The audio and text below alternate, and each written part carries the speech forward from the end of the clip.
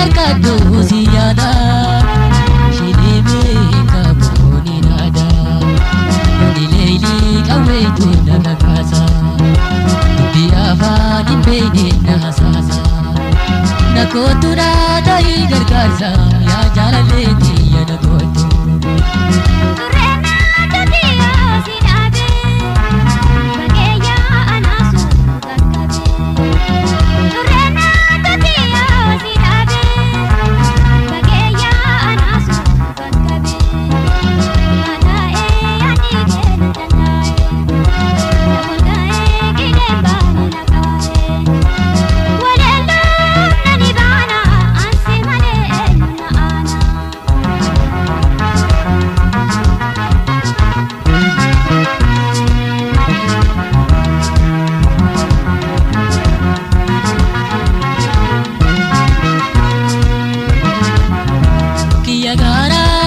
ye gotu ya jalaleti ya na gotu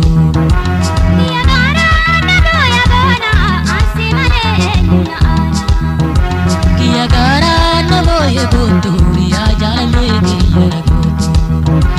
ya gara na boya bona asimale na ana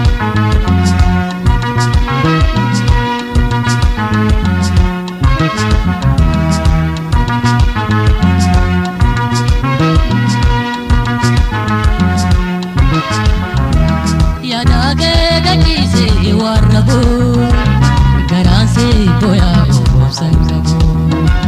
yada ke gachi se warabo garan se boya obsangabo ramaga diya ni nidule sumayada bobaga lolale jibade ayose ya jalale diya na gotu